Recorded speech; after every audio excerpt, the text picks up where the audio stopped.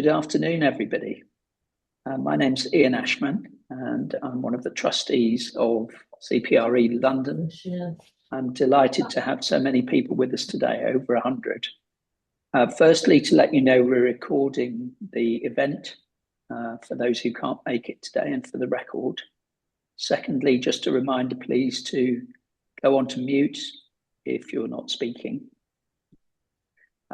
This meeting today comes hot on the heels of the publication of a really full and excellent report. Unfortunately, it documents challenge at a time when Londoners need their green space more than ever. We have more threats than ever to our parks and our green belt.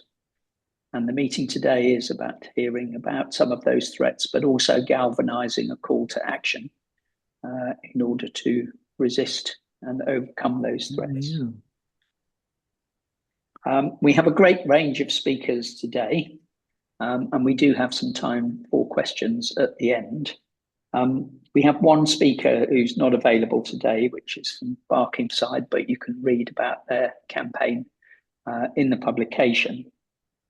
At the end, we'll have a Q&A session, but I will ask people to put up their hand when we get to that session, and I'll give you a reminder. We don't have time today for statements, so people can restrict themselves to questions. But if you do have campaigns that you want to publicise, please put links into the chat at any time. Right, I'm going to hand over now to John Sadler from CPRE London to introduce the report. Thank you very much, Ian. I'll just share my screen. Bear with me a second.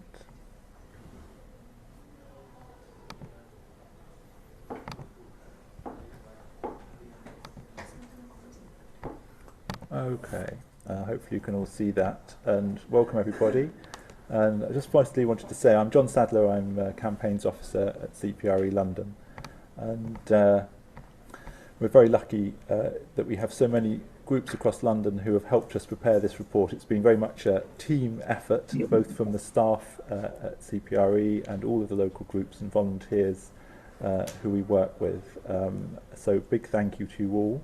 And hopefully today will help showcase some of these campaigns and highlight the serious threats that they are facing, not only from commercialisation, but also from the Greenbelt threats coming through from the national policy of the new government and so on. So I just wanted to very briefly in the next 3 or 4 minutes highlight some key links which are going to be put in the chat, and also explain a little bit about the report before we launch into the presentations formally.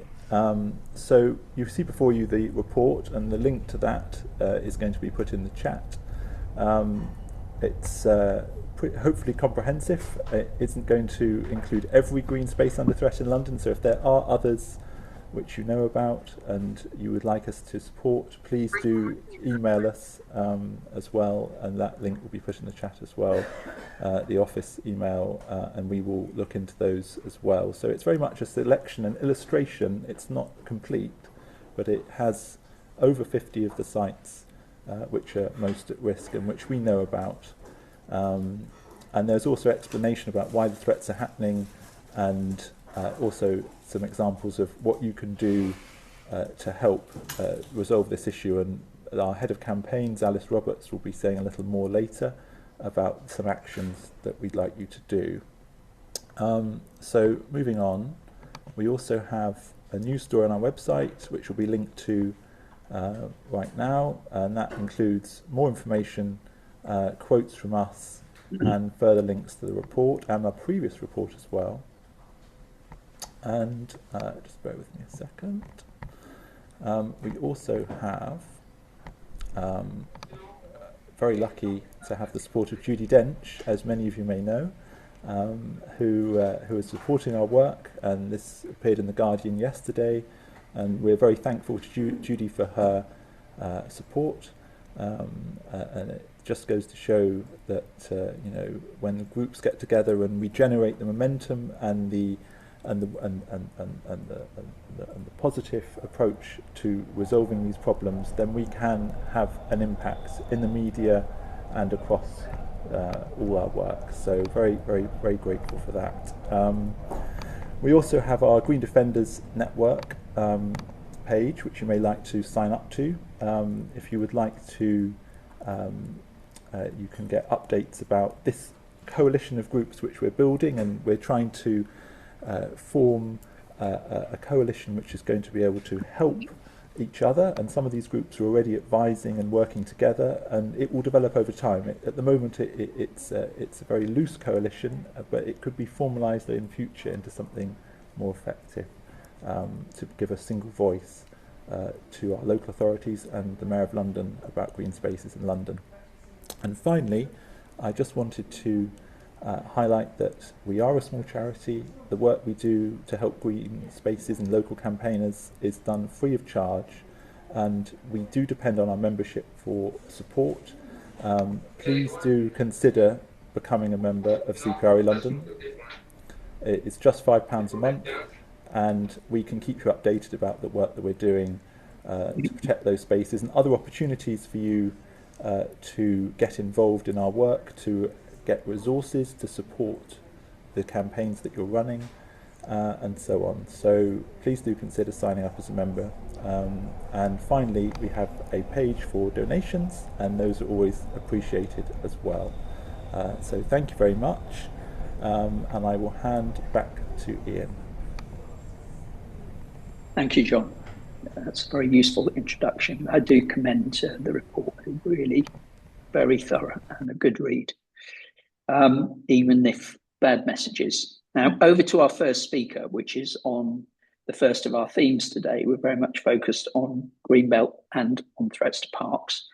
First speaker is Carol Fisk, who's from Enfield and is going to be talking about the threats facing Greenbelt in North East London.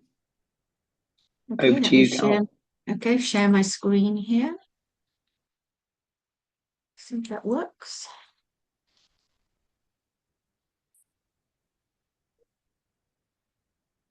Right. Can you confirm you're seeing that, please? You are, okay. You can hear me too, right, Ian? Good, okay. Well, hello from leafy Enfield in North London. Leafy now, but we're not sure how much longer we could say that about it, because I think we are the poster child for threats. We seem to have at least one of every sort of threat that's going on. So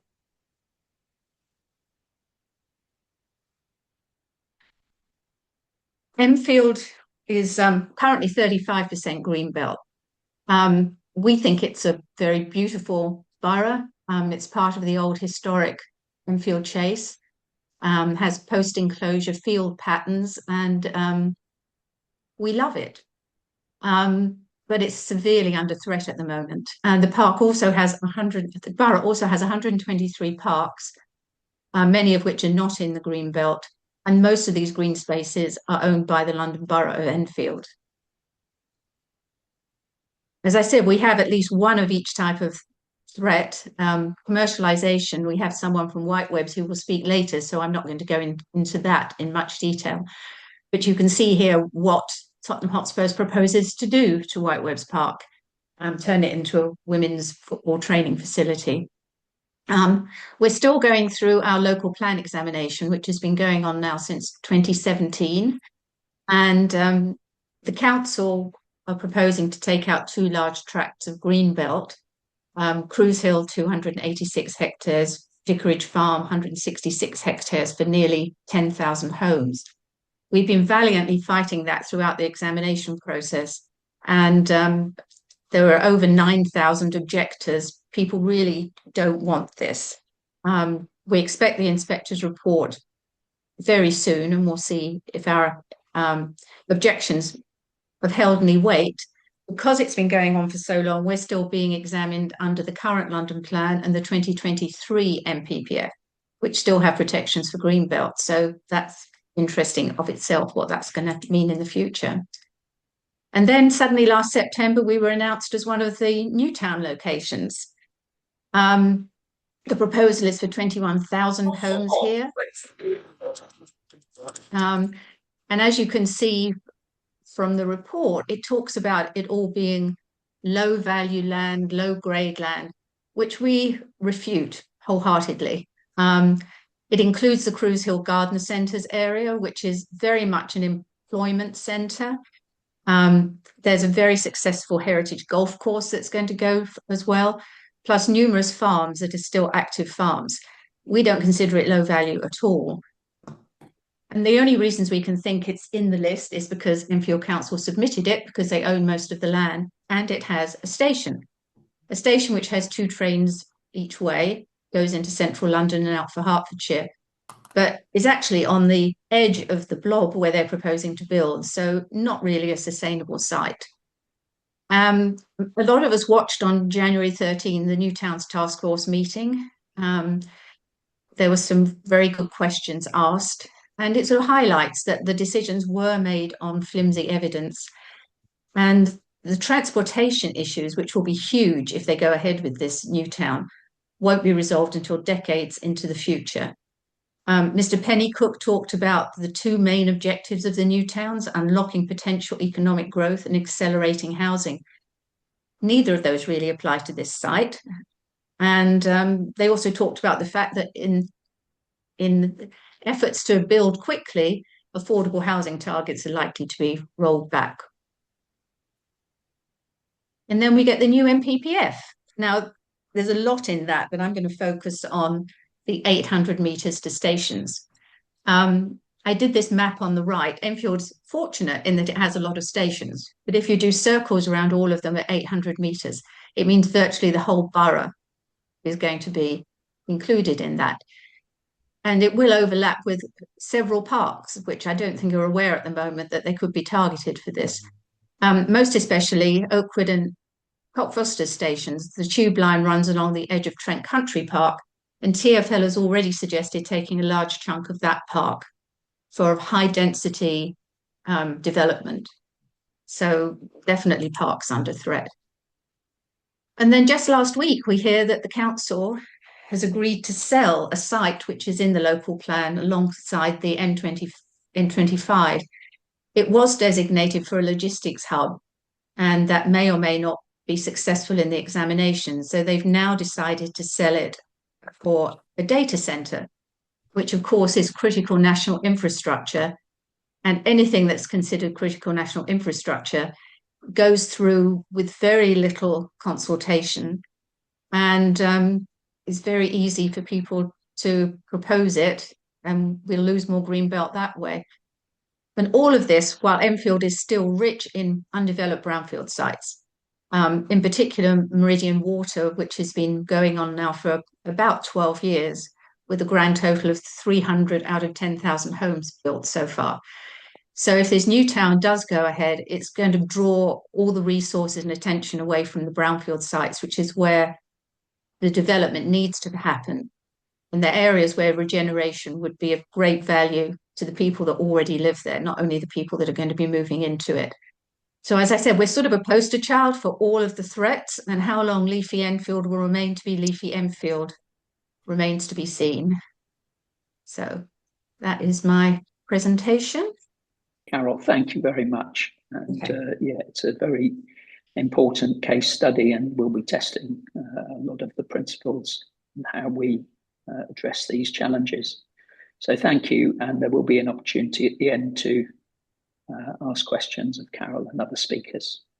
So let's go on to the second theme today, which is around the protection of parks. And something that's been going on for a long time is the use of parks for events and music.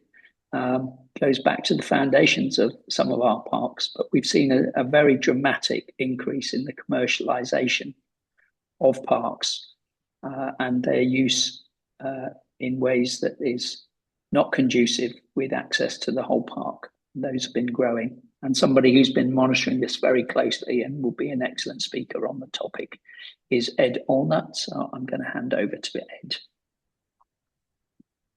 Thanks so much, CPRE London. Yeah, my name's Ed Allnutt. I am going to share my screen.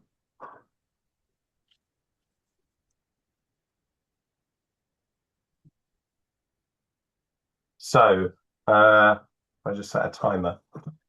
Yeah, too big, too long, too loud, too damaging. I want to talk about events in parks and when they become unwelcome. Obviously, all events are not unwelcome, but when they do become unwelcome, protests tend to begin to appear from local residents.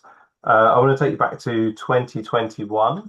We had a picnic on Clapham Common, which turned out to be quite a controversial picnic because the site we selected for it was the ingress for all of the HGVs for Festival Republic Live Nation, who hadn't actually got full consent to be in our park. So we thought we'd have a picnic there.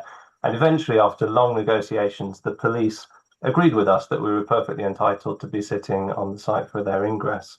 It was the beginning of my journey of understanding about what makes events problematic in parks. And from there onwards, I came to discover that there were essentially 4 factors. The first of which is size, how much of the park it takes away from the public. And then the duration, how long the park is unavailable for. The nuisance, which includes things like noise and litter, and the damage that it causes. I discovered that these issues are rife across London. There was a recent FT article which showed that 2/3 of events happen in these specific parks. They're near transport links and demographics that like events. And in many of them, there are local campaign groups. So I'll talk about a couple of those groups and then talk about a couple of solutions that I kind of see us moving towards in present campaigning in London. Over in Brockwell Park, I first found out about the problems from events when I was told about a load of trees being felled suddenly. And it turned out that those trees were being felled not only to make way for events, but because they were dying due to compaction from events, which is a kind of double bind situation. That petition that was started back then became an incredibly successful campaign, and that this year, the Protect Brockwell Park have succeeded in holding the council to account to secure full planning permission in future for their event cycle instead of permitted development. And the council has also backed down from an appeal in the Court of Appeal around that. So that's some of that amazing group celebrating there. Elsewhere in London, the other one that I'll mention, although there are other campaigns, is in Gunnersbury Park in West London, where events, as you can see on this rough red line drawing, take a huge area size of the park and also a massive duration. They take 98 days last year in 365 days of the year. So again, it's the scale and intensity that is causing issues with locals. So that's a very rough kind of outline of the issue as I see it. And the question that kind of comes up is, what's the solution? What can we do about it? Obviously, the solution is going to revolve around those 4 things: the size, the duration, the nuisance, and the damage. If we can mitigate them adequately, we won't have the problem. So the question is kind of whether we can work it out on a local level or whether we need to look slightly bigger, and what the pathways are to that. In terms of the pathways, I think it depends partly on whether local stakeholder agreement is going to work. And I think what we're seeing a lot of the time is we're using a lot of energy to get fairly small gains, and that best practice doesn't get agreed to or doesn't get followed by councils. The issue is that although I don't think councils are bad actors, in my analysis, they are often stretched financially and they see parks as a quick way of making money. And wrongly, they view parks as a kind of soft option and don't understand the capital value, or just the value generally, of parks to people's well-being. As a result, I would argue, and I think it's something that will become a bit of a focus in the next year, that we need to begin thinking about the wider protections that we have for parks.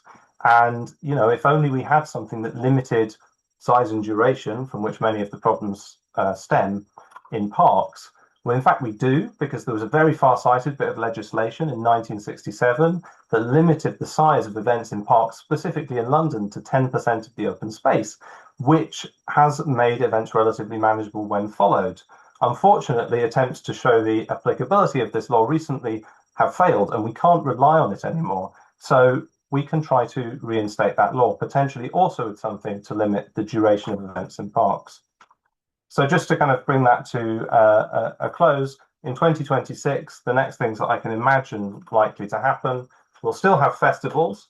As a result, more grassroots campaigns are going to appear. There's probably going to be more legal action at Gunnersbury, and Brockwell will remain a focus.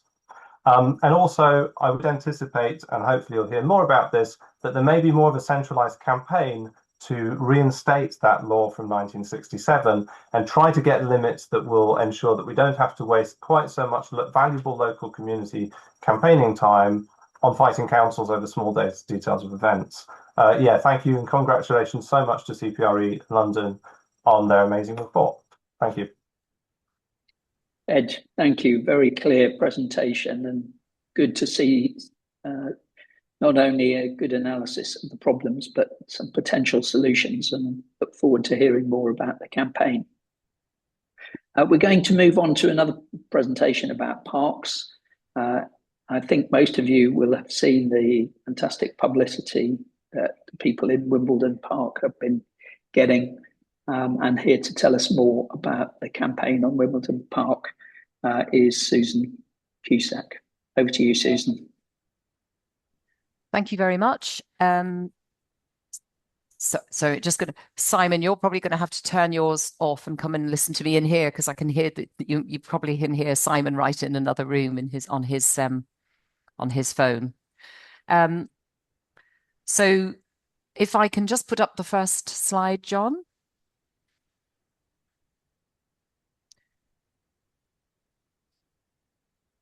So just, I'm Susan Cusack and I'm here to represent the Save Wimbledon Park Limited. And I'm just going to cover 3 points: the background, the environment, and the legal cases. So a lot of you will know the background, but I'm sure there's some people on the call who don't. So in spring 2021, when the All England Lawn Tennis and Croquet Club presented their plans via Zoom to develop Wimbledon Park, the local residents' associations and societies in Wimbledon, Wimbledon Park and Southfields were utterly horrified.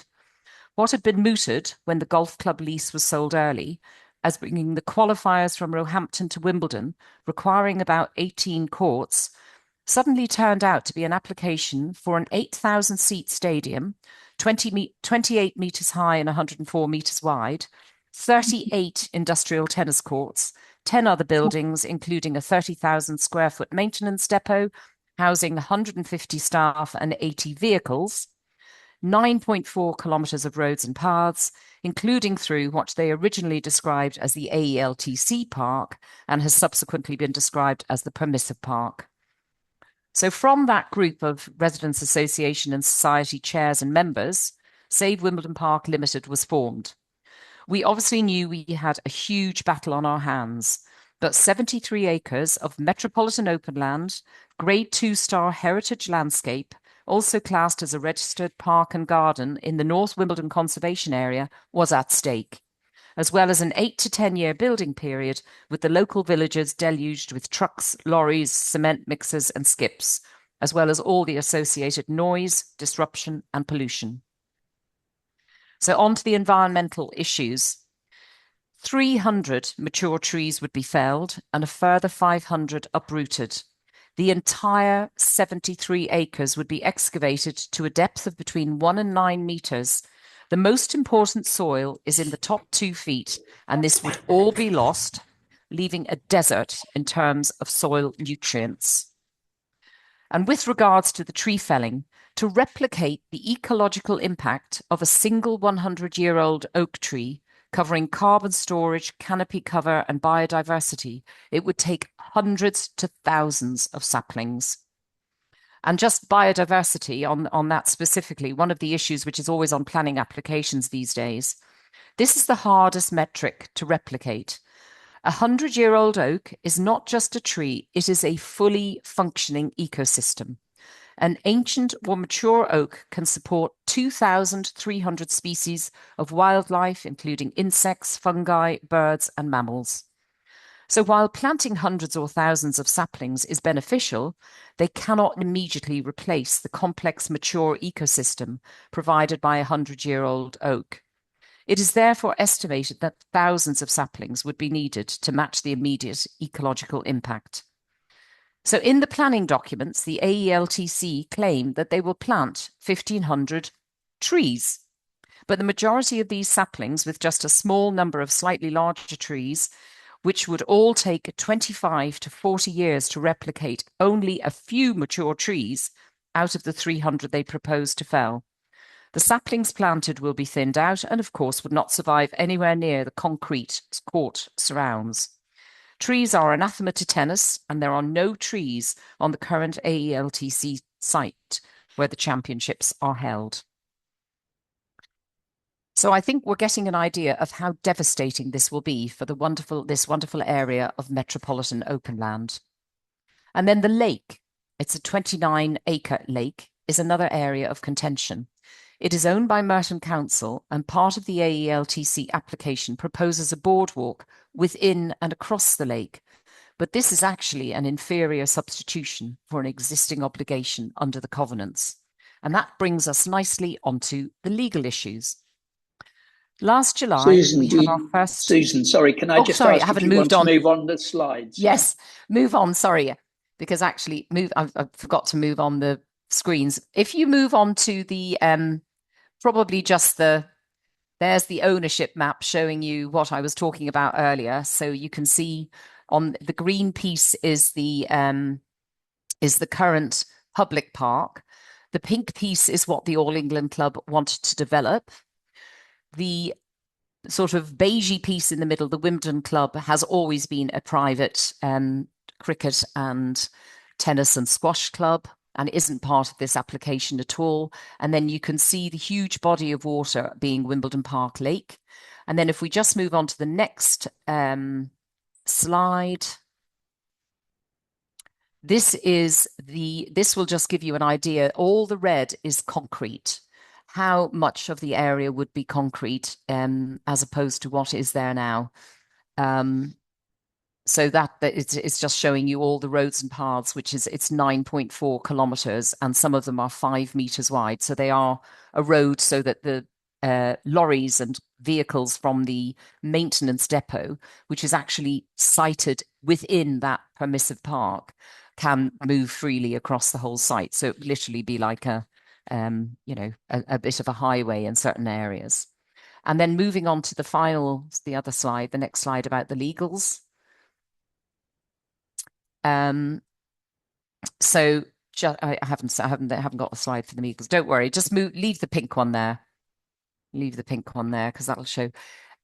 Just on the other side of that pink one, you can see a sort of a ready section, and that is the current All England Club site. So you can see that their proposals would treble the size of the site. So that's about a third of what they want to add on to the existing land that they have.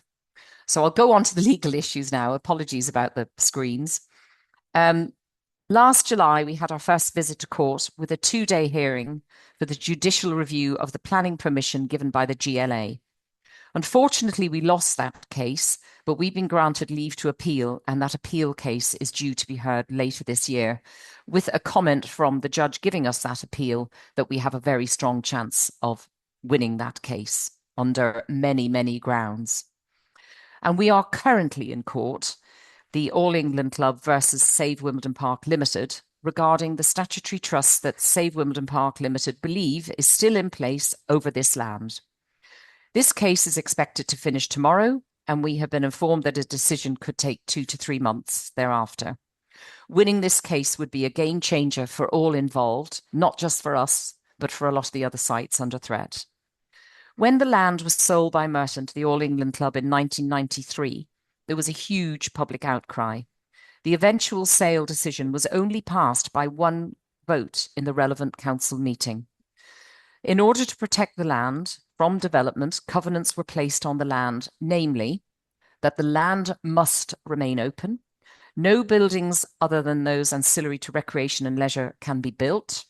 Clearly, a stadium is not ancillary to anything.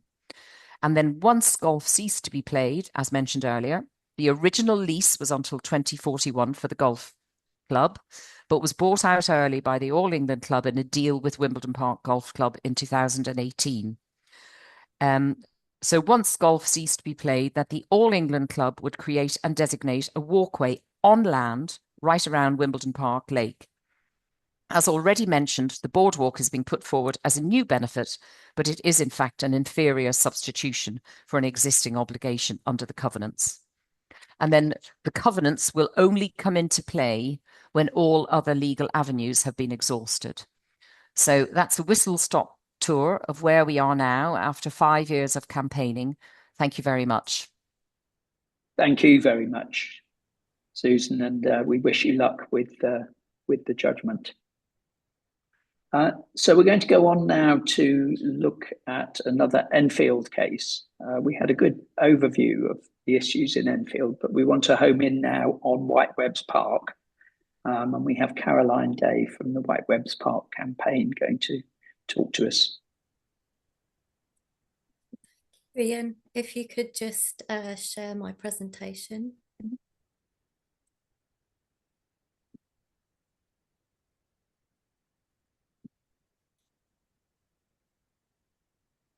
And if we could go to the first slide, which is a tree. That's quite far on. We could slide back to the first slide. It's a tree with Guardians of Whitewebbs.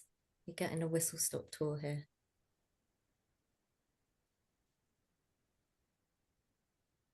Is that possible to go to the first slide? There we go.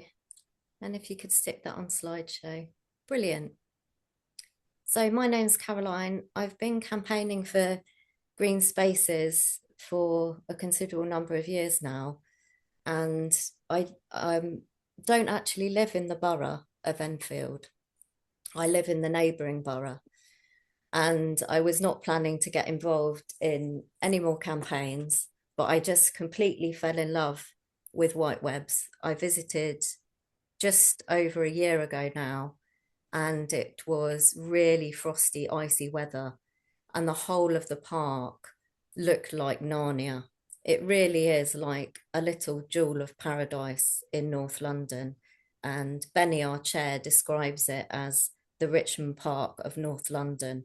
And it's very much a loved place by the people of Enfield, but it should be known far wider. That's how to do it right.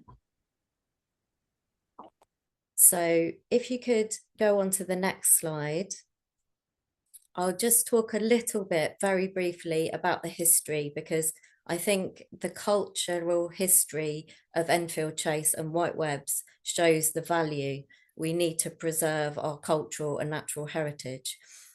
This is an extremely large area, Enfield Chase, that was one of Henry VIII's extensive hunting grounds. And you can see on the top right there where it says Whitweb, that area was Whitewebbs. And there was a palace, Elsing Palace, that was owned by Henry VIII, and ruins of that palace exist on the grounds of 40 Hall today. At one time, Enfield Chase, you can probably see some familiar areas, but this area contained over 800,000 trees. If we go on to the next slide, you'll see after centuries of enclosure, privatisation and development, the remnants that remain of Enfield Chase. And on the top right hand there, you can probably just about see on the northeast to eastern section, 40 Hall, and above it, 2 white squares and a beaver. Now I'll speak about the little beaver icon. That's a beaver enclosure in a little while. And I'll also speak about those 2 white patches. One on the right-hand side of the beaver is Spurs' current training ground with 17 pitches. And on the other side, that is Whitewebbs Park. Now, if you see that light green colour is the colour that the Whitewebbs Park should be labelled on this map, because that indicates grassland. And in this case, this map from about 3 weeks ago is whited out, and Whitewebbs isn't labelled at all. And if you go on to the next slide, you'll see that. So this blue area here, this is all Whitewebbs Park.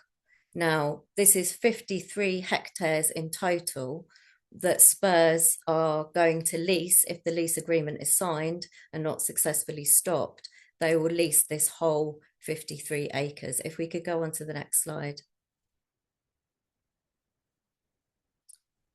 There's an abundance of wildlife at Whitewebbs. There's 80 species of birds. Next slide. 29 species of butterfly, including nationally scarce species. Next slide. An absolute abundant array of insect life, and I'm not an ecologist, so I'm not going to try to describe what we see in the picture, but I've seen much of it on one of our many nature walks. We schedule one a month, and I'd really recommend you come along to one of those. Next slide. We have greater crested newts on site. Next slide. You can see here some of the other wonderful species. We've got nuthatch, greater spotted woodpecker, wasp spiders, all sorts of beautiful wildlife. Next slide. Caroline, can I ask you to go on to the campaign? Yeah, sure. Because we're quite tight on time. Yeah, sorry. So here are I'll just show you the bats before I go on to the next one. This is how many bats were shown, recorded over just 4 nights. So we'll go on to the next slide. With loads of badgers as well. Next slide. So here we've got in the middle the beaver enclosure, which will be surrounded on 3 sides by Spurs developments. The existing training centre is 17 pitches. Already they've got 17 pitches which could be shared with the women like all other Premiership clubs. They've chosen not to do that. They've chosen to take 16 hectares of Whitewebbs Park, which is on the left here. So the first beavers in London will be enclosed on 3 sides. Next slide. There will be 10 elite training pitches. The public will lose access to 50% of the open space. 16 hectares will be taken over, and the public will lose legal rights over the remainder of all of the parkland. Next slide. Here you can see indicated on this map all the pitches. There will be over nearly 3,000 tonnes of concrete laid. There'll be 12,000 tonnes of total materials laid on the park. The drainage ponds will be completely sterile, but they're necessary because there'll be such extensive earthworks. And you can see on the left-hand side where the butchered Whitewebbs oak is being right next to the development site. So the red is the area of the lease of Whitewebbs House and the Toby Carvery, and the yellow is going to be the development site. Next slide. A previous campaign unsuccessfully, unfortunately, challenged Enfield's lease, despite the fact that the land was bought for the people of Enfield in 1931, and it was meant to be held in trust for 999 years. So if the golf course closed, the publics would have access to that land for all of that time, free use, free recreational use. If we go to the next slide, our current case, which you can follow here and I'll put in the chat, we're taking a judicial review out against the planning permission, which is separate, to give Spurs the permission to develop this land, which is separate from the lease, and was also given approval by the Mayor of London, despite all of the policies saying it's inappropriate in the green belt. The total development, if Spurs, with their current training ground and all the ground they've taken, will be 120 acres. And that's basically a property development portfolio for Spurs. And if we go on to the final slide, here's where you can find out more. We have a very active Instagram account. We have a lot of information on our website. It's very hard to sum this up in 5 minutes, so apologies for going over. We have a Facebook group. You can contact us by email and we can answer any queries. And we also have merch available that you can buy, and some of it's quite generic for green spaces as well. So thank you very much for listening. I apologise for going over, but there's a lot to pack in there about the jewel that is Whitewebbs. Please help us save it. Thank you, Caroline. I appreciate the challenge we're giving to all our speakers, but great to hear about all of the campaigns, and you've got some really interesting material that we shared in previously on our Green Defenders group. So if you're interested in hearing the practice that people have for campaigning, that Green Defenders group's a good one. We're going next across London to South London, Lewisham, and beyond into the Quaggy Fields playing group. Another of the themes that has emerged across London, ironically, given the challenges to people's health that we have, is the challenge to playing fields and the risk that they're under. So I'm going to invite Sarah now to give us an introduction to the Quaggy Fields campaign. Hello, and thank you. Am I sharing okay? Yeah, lovely, thank you. Well, so yes, my name is Sarah. Lovely to, well, it's not lovely to hear the other stories, but it's really good to hear things that people are doing and, you know, ideas that can work from others. So really useful to be here. I'm a member of Friends of Quaggy Playing Fields. I'm also a member of Lee Forum. I put Greenwich here. Yes, we are in Lewisham, but we're also in Greenwich, and the fields I'm going to talk about are actually in Greenwich. So to zoom out a little bit, this is Lee Forum is a designated neighbourhood forum, and we cover the two boroughs. And this little line here is the borough boundary, and the fields we're talking about are just here at the top. So first to zoom in here. This is an area, this is the area of our campaign. There is actually another field out here, and we have actually lost some more out here, but our campaign is really concentrated around here, largely because we feel this one is quite safe. Can we go to whole screen view? Oh, sorry. Does that help? Yeah, okay. So I wanted to show this a little bit of the history. A lot of these fields were corporate playing fields, and people used to travel out from central London and have corporate sports games. So they were privately owned, and they remain privately owned. But as corporates sort of stopped doing that kind of thing, they became used as community playing fields, still privately owned, but designated in the council, in Greenwich Council's local plan as MOL, but also as sports pitches.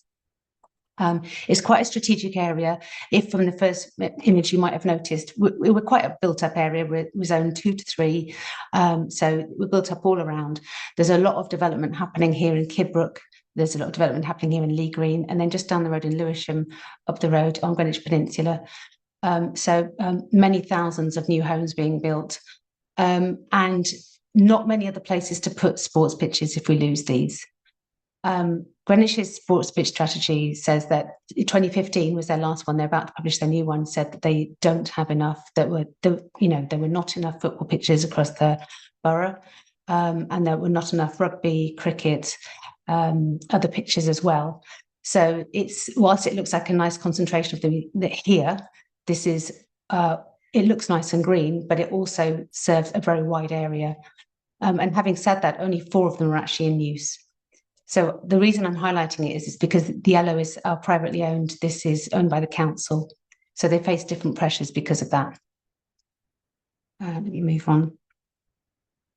The reality, zooming out a little bit. So as Kidbrooke has developed, you'll see that these 6, 7, 8, and 9, these have been built on. These were sports pitches, but they've been built on. These were all since 2000. So everything I say now is in the last 25 years. They've gone. There were 12 football pitches here. They've gone, but it's still green. It's turned into a flood zone. So whilst it doesn't have football pitches, we've kept a very good park. Serves another purpose, but doesn't serve the sport. So all the more reason we need to try and keep what's left. The private owner of this field saw what happened here, saw that, well, if I buy a piece of land that's designated as a sports field and MOL, I can buy it for very little. And so long as I can get it converted, I can make the most huge amount of profits. So after a lot of campaigning and a lot of, local campaigners lost, covenants overturned and all sorts. So this one was then adopted into the strategic Kidbrooke development area. And that's now being built on. So I think it was this one was a turning point for other owners, and then other owners went, oh, hang on a minute, this is a nice little turn of events. So the clubs that were playing on this one and this one were kicked off shortly afterwards, and it was boarded up, and the pavilions burnt down, and there was all sorts of sort of antisocial things going on here, which was exactly the same playbook that had happened here. The first thing that happens is the lease to the local community sports clubs are ended. And you sit on it, the owner sits on it for a while and keeps going to the council saying, hey, you've got housing targets, haven't you, kind of thing. And then of course I would say Greenwich Council, particularly around these ones, has been very good at standing up and saying no, but they keep coming back and the pressures are on.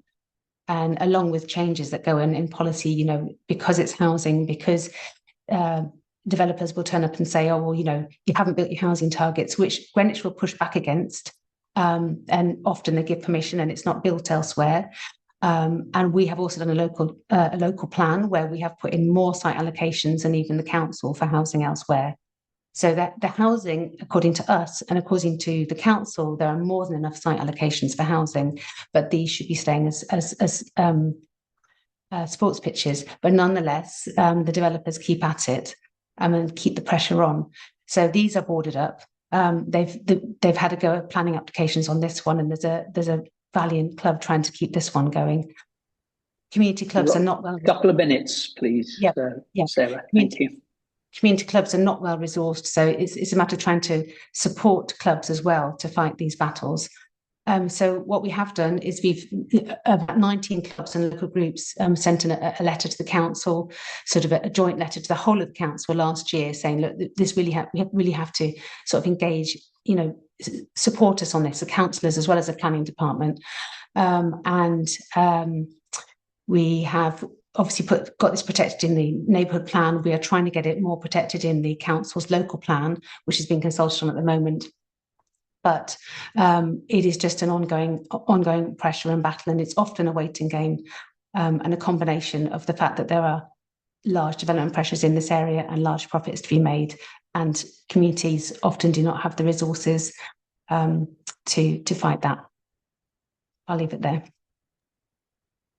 Thank you very much. A really important campaign, this one. And I mentioned earlier, we don't have a speaker today from Barkingside, but the playbook, as you mentioned, finding ways to force people off pitches is something that appears there, and you can read about the challenges that Barkingside and other playing fields are facing in our publication. So we've heard a lot about the problems that we've got and some of the challenges that people are taking, but we're going to move now to focus particularly on action that can be taken here.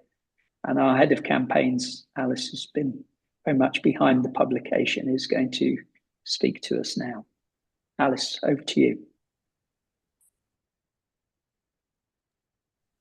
Hi everybody, so great to see so many of you here today, and so nice to see all the people I've been working with and we've been working with over so many years, and I can't stress how long we've been working with many of these people, 5 years, more, sometimes 7 or 8 years. These things go on for a very long time. So today I wanted to talk to you about what is on page 18 in our report. I'm going to try and go through it quite quickly. Page 18 and 20. So on page 18, I've gone through why we have called this report Cashing In on London's Parks and Countryside. So it focuses on the issues behind those threats, which nearly all boil down to money. And then just to talk you through very briefly what you can do to help us to fight these threats. So they're very different.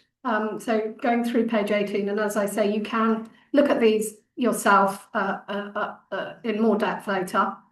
First of all, the Greenbelt issue, which is very much about developers having bought land cheaply, perhaps agricultural land or land which couldn't be developed a long time ago cheaply, and then applying vast amounts of pressure to get it released, because of course the uplift once it's developable is in value is absolutely vast, sometimes by some estimates 200 times more valuable. The government has essentially caved to this pressure to release land, and that has led to grey belt policy. The grey belt policy has already led to these 2 vast sites in Bromley being put forward by developers for development, and those sites are indeed agricultural land, despite Keir Starmer standing up in Parliament on the 7th of January saying we're not going to plough through farmland. So we'll see what happens there. So very clearly the money behind that. There's also another thing behind it, which is unrealistic house building targets, which is where the government sets massive targets which are hopelessly too high. So, for example, in London, we've built at around 38,000 homes per year for the last 10 or 20 years. The government has set a target for 88,000 a year, and the London authorities are not pushing back against that. And that is essentially means that they're pushing for green belt release. They know that that's because builders can then develop cheap land, which makes what they think is viable building. But of course, all that means is we lose our green belts and we fail to build on our brownfield sites. So unrealistic housing targets force the release of cheap land. The failure, of course, to build out sites which already have planning permission. So in London, 300,000 homes have planning permission not being built, and that's a commercial issue around the builders saying that they can't make any money out of it, which is, of course, because of the policies which have deliberately been put in place since the 1980s to allow a land value spiral and to allow people to profit from land values. So putting that aside for the moment, I wanted to talk about unfettered powers to sell parks. So this was exemplified by both Whitewebbs and Wimbledon parks and in the presentations. So Whitewebbs Park is a lease, but a lease comes under the same legislation as sale. Effectively, what the law says is that if you want to sell a park, you can, as long as you consult for 2 weeks. This was clarified in the judgment in the case of Whitewebbs recently. So, unbelievable as it may seem, councils can sell parks, and of course, as they are facing increasing pressures, financial pressures, which are mainly rooted in the housing crisis, as well as public sector funding crisis, because councils are having to put people in temporary accommodation at vast cost. So those are the financial pressures pushing there. Sports clubs, professional sports clubs, of course, are also keen to get their hands on those sites because they are low value or cheaper land in very, very good locations, and that allows them to make money, basically. Those professional clubs can be very, very wealthy indeed. And so we believe that they should be buying land out of their own money and not taking over public sites with public rights over them. Renting out parks to pay for their maintenance. Ed covered that one very effectively, so I won't spend too much time on that. But of course, councils are saying that they are strapped for cash and that the only way that they can fund the maintenance of parks is by renting them out at what we would regard as inappropriate scale, so very long and very large parts of the park. There are other issues which relate to money. So councils quite often will lease sites, for example, to sports clubs, and they will have done it historically. They will have done that at very low rent because of the public amenity value. Those sites would have been covenanted for sports use, so they couldn't be used for anything else, for example. So that was a win-win for public amenity. The public may not have rights to walk across it, for example, but the site is legally there for public amenity. And so what councils are doing in at least 2 of the cases are putting up the rents, which proposing to put up rents to the point where those groups can't continue to exist. Sale of public amenity land. So actually selling, at least one case, so the sale of public amenity land. So this, what I mean by this is the last case that we talked about here, which was in the Quaggy fields, which is where land is privately owned, but it's meant for public amenity. And those are being sold to developers who then fence them off, take them out of use, and sit on them for 10 years in the hope that no one notices and eventually apply for planning permission, of course, then gain massive uplift in value. And dereliction and neglect relates to that. So once something is derelict and neglected, it enters into a cycle of decline. And finally, what I just wanted to cover very briefly is the issue around right to buy and estate regeneration. So, of course, the money issue behind this is that councils are trying to build new social housing, but to buy, they can't afford to do that if they have to buy the land. So what they will do instead is use infill on existing estates, and that means that they can build more housing, social housing, but they do tend to have to look at building on the green space in that estate. So just moving on really quickly, what you can do. So we've set up an action that we would really love you to do, which is to write to your MP on two specific issues. One is about the grey belt issue, and one is about the unfettered powers for councils to sell parks and to rent them out at inappropriate commercial events. That action is on our website, and we will put it in an email to you when we follow up, and we'll put a link in the chat now. If you look at page 20, there are lots and lots of other things you can do, and we've listed them all there. There's also some things that we'd like London boroughs to do and the Mayor of London to do. So that's it from me. Thanks very much.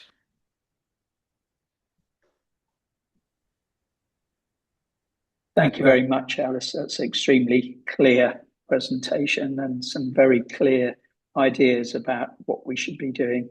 And we really would value all of your help, given the huge number of participants we have on the call today. If you wrote to your MPs, that would have an immediate initial impact. And we know through all your networks, which many of you would help us to reach thousands of people. So please do help get involved in the campaign. Right, we're going to move on to a Q&A session now. So if you're interested in asking a question, please can you use the screen to put up a digital hand, and you can also put in the chat if you want to ask a question or what your question is. Monica indicated earlier that she had a question that she'd like to ask, so if Monica is there, I'll invite you to ask your question, and if you know who it's to, then please say. Otherwise, I'll invite speakers. Monica, please ask away. My name. Yes, thank you. Can you hear me? Yes, thank you. So I was wondering whether anyone is looking at all about the strategy. By the way, I'm a barrister, and it just occurred to me that whether it would be interesting to consider a strategy whereby one looks at the cumulative impact of all these different projects, because so far every single case is about deprivation of access to green. All together, I mean, if you put all together all these projects, London would suffer a massive impact. Say that you don't fight, say that this goes forward. And who is looking at that cumulative impact is the question. So I think that it could be a good way to open up the discussion a little bit in the way Finch did when it came to consider environmental impact assessments. So to me, I mean, a focus is that. And second, I'm wondering, I mean, a little bit with the first presentation, that there was no longer a law that you could use to put limits to the way how some parks were being used by councils, and where is the balance? And I wonder whether, I mean, we should try to be creative to see where there are other statutes that perhaps can be construed as giving human rights that could balance and could perhaps affirm the need to access to green. And that will imply that not all the cases should go just purely as planning cases. It does worry me because it cannot go beyond the UK. I mean, it cannot be challenged at a supranational level. And I think all these topics of access to green require some, I don't know, a little bit of more creative scrutiny. Thank you. Thank you.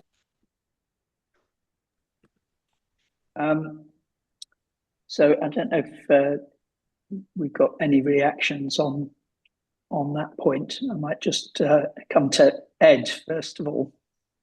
Yeah, thank you, Monica. So it's a really good question, and I think that there's an obvious need for join up between all of the different campaign groups. But I'll just speak very briefly to the bit that was pertaining to events in parks and the limits on them.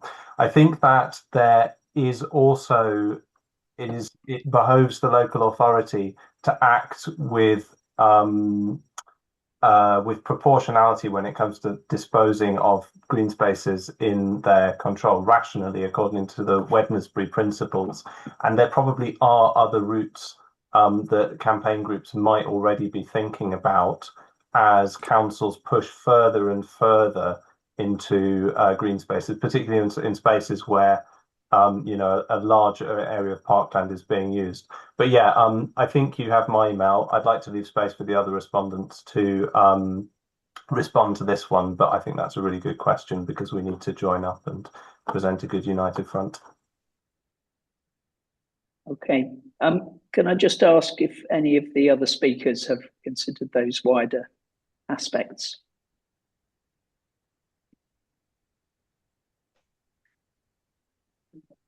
Okay, well, it's a good question, and it's one that we can perhaps talk about further in our Green Defenders network. So we've got a few other questions which have come up on the chat, and there was just one ask for Susan just around the Wimbledon Park situation and whether just give us a bit of clarity about the arguments there on whether more space will be available in the way that AELTC suggest. So you, I haven't actually read the question, but you're talking about in terms of the permissive park. The fact is that the permissive park is exactly that. It will be open when they want it to be open, and it won't be open when they don't want it to be open. It would go, it's sort of a strip of land, as you probably saw on our slide, once I got around to actually remembering we had them, from Home Park Road onto Church Road. And it will have a 5-metre wide road running from one side to the other. As I said, the maintenance hub will be in it, which is a 30,000 square foot maintenance hub with vehicles and 150 staff, 80 vehicles, 150 staff. So it won't be a park where you would throw a frisbee, kick a football, that sort of thing. It's going to be very much the sort of, part of their maintenance depot. So I think people who are looking at the CGIs, which we all know are 25 years post completion of any project, so probably somewhere in the late 2060s at this stage. So just, you look at the CGIs and you see little trees dotted around. There is absolutely no guarantee that any of that will be there because of the amount of concrete required for tennis courts, etc. So the park, I think, it's being sold as a big new benefit, but I don't think it's going to be what people anticipate it to be from the CGIs. Thank you. We have another question from Karen, who's asking about the removal of mature trees from a park in Forest Gate. I just wonder if any of our speakers have got any suggestions around cases that might protect mature trees. In that particular case, the council's close to its final determination.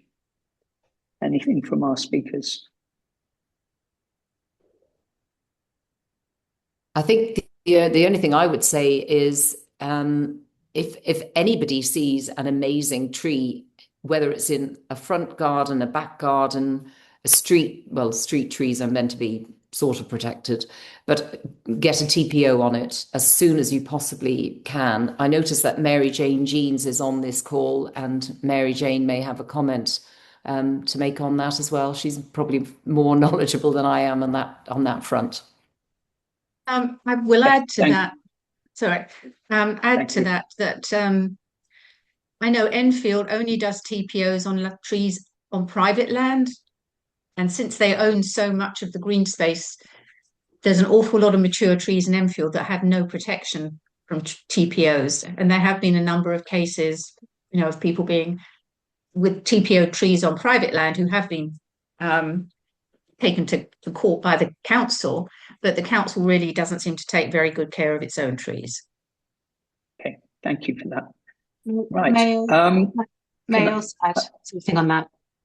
Yeah, please do. Sorry, just to say that I would recommend, well, our experience in Lewisham and Greenwich is that, yes, you can add TPOs, always try and get the TPO on, but it's not enough because they're also quite easily lifted if there's enough of an argument for lifting them. So try and create a lot of noise locally as well, and put democratic pressure on it as well, if you like, on these decisions, not just policies and things like that. They actually need to hear from you because otherwise they're too easily lifted. Thank you.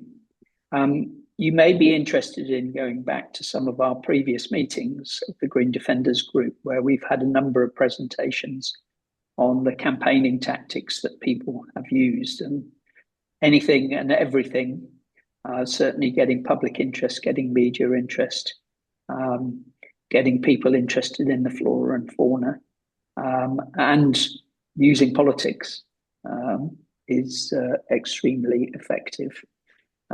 Thank you. Right, I'm going to move us on to another question. And if I can invite Bogita to come in and ask your question. I just wondering if anyone knows any more about the wave that's going to happen in Lee Valley, and they're going to lose part of the golf course there. Thanks, Bogita. Anybody aware of that one? I know a little bit about it, not much. I know the council, Enfield Council, because it is in Enfield, it's Pickett's Lock, which is in Enfield, is all in favour of it. I think there may have been a consultation about it, but it was fairly under the radar. But no, as Alice can attest, golf courses are under the gun everywhere. Maybe Alice can address that golf just is not out of fashion with golfers, but it seems to be out of fashion with planners, and they see them as big open spaces. They consider them almost previously developed land, which are just fair game for housing. So, yeah, sorry, I don't know anything more specific about the Pickett's Lock case, though. I think there's been a very concerted effort to undermine golf. I don't know if any of the golf authorities are here today, but I've certainly spoken to them myself. In relation to the wave, the difficulty there wasn't a lot of building that was going to be happening on that, which meant that a lot of it was deemed appropriate development within protected land. So it wouldn't have been an easy thing to oppose, and there wasn't a lot of local opposition anyway. So those are the only things I really know about that.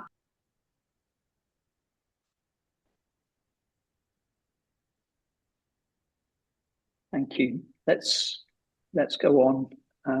Zach, can I invite you to ask your question? Hello. Can everyone hear me? Can you hear me? Yes. Oh, nice. Hi, yeah. I was just going to ask a question about, I really love the studies that I've seen from CPRE, but it's all focused on London green spaces. I was wondering if there's any work that have been looked into of correlations between those spaces that weren't green spaces, and if there was any similarities. I mean, with things like basketball courts and skate parks, or whether it was just land for the certain public amenity where you'd be sitting, leisurely, like recreational space, essentially. Is there any correlation with that and green space, or is it, is this a targeted sort of siege of the green space? Yeah, well, I was just wondering if there's studies. Yeah, I'm going to invite Alice, who's certainly been involved in some cases that are not green space, but are other types of sports facility. Hi, Zach. Yeah, so we've fought alongside a campaign in Finsbury Leisure Centre, which is actually almost like a square with sports pitches, which is one of the only sets of pitches in that area in inner London. used extensively by leagues, five-a-side leagues across London, and that basically Islington Council wanted to remove all of it and build high-density housing, an area which was already massively deficient in open green space. The other ones would be probably mainly around infill on housing estates, which I mentioned earlier. So quite often on housing estates, you'll find that there's a ball court or an area for games or leisure or just a green space. And those are also coming under more and more now. So we just had a new case again in Islington, sadly. So yeah, there's definitely problems relating to ball courts, not just green spaces, and we have to be extremely careful. In fact, I know that there's a new campaign which we will be publicising, which is a Sports Alliance group, who are concerned about Sport England being removed from the statutory consultee list in the National Planning Policy Framework, which is a true shocker. And I'm sure I saw London Sports here today too, and I'm sure that they will probably have some stuff to say about this as well. So yeah, there's worries about other sites, not just green sites. Thanks, that's a really good question. I just wanted to double back on that quickly, which is there anywhere where that's sort of these places are publicised so you can find these places at risk as well, or is that only been done in places? We try and keep a record of these spaces, but if anybody is aware of them, we've posted our email addresses. Zach, if there's anything you're concerned about, email us here, let us know about it. Thank you. Amazing. Thank you. Okay, Jackie, I'm going to invite you to ask your question, and I'm afraid this is going to have to be our last one today. Thank you very much. I'm from Cusack in Hounslow, which is the same borough as Gunnersbury, so which has been under a lot of attack. We've had a situation where a lot of building has taken place on common land without the requisite consent. I don't know if this is a usual thing. And I just wondered if there was any experience out there of what happens if you can challenge a situation where building has taken place without appropriate consent, and how difficult the legal processes are or the mediation processes are to get them to take it down, and whether that's ever been sort of dealt with. Because basically it's a paddle court development, and it's sort of been done by stealth. They got the planning permission, but they never, in 20 years, never went to the Secretary of State for any consents.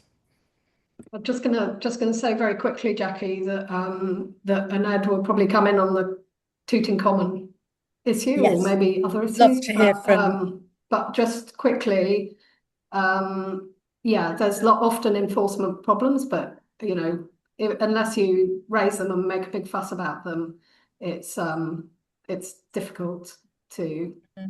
But yeah, if they didn't have planning permission for something, it's definitely challengeable. They had Making planning. fuss. They went to planning, but then they never. Ed, do you want to come in on this? Yeah, I'd love to come in on that. Jackie, I'll pop my email in the chat, and you're muted, Ed. Ooh. Can you hear me? I can. Jackie, I'd love to be in touch. I'll put my email in the chat. But on Clapham Common, we've gone through those processes at several points. On Tooting Common, they successfully fought something. We haven't had to seek a review where something has already gone through and been done without permission. But I would suggest that the best time to kick up a stink was yesterday, and the second best time is today. So it would probably be time to start writing letters to DEFRA, to the Common Land Consents unit within DEFRA, and to make people aware of it, because the sooner the better. But maybe we can be in touch, and maybe you could be in touch with CPRE about details of what has happened, because a padel court definitely, from my experience, constitutes construction, which should trigger the Common Land Consents process.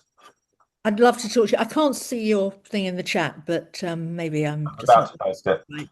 It will come. Yeah, thank you very much. All right. Well, thank you, everybody. And thank you. We've had an amazing turnout. We've still got over 110 people still with us. And I think it's been a really fascinating, interesting set of presentations. Really well illustrated the range of challenges that we've set out in our report. So thank you for your support. Please, if you're not a member of CPRE London, then do join. And that helps support our campaigning work. But read the report, and when we're sending out requests for writing letters to MPs, please do and join a campaign, sign up, support each other's campaigns, and we'll keep you posted through our work. Thank you again. Bye-bye, everyone. Thanks, Ian. Bye. Thank you. Thank you.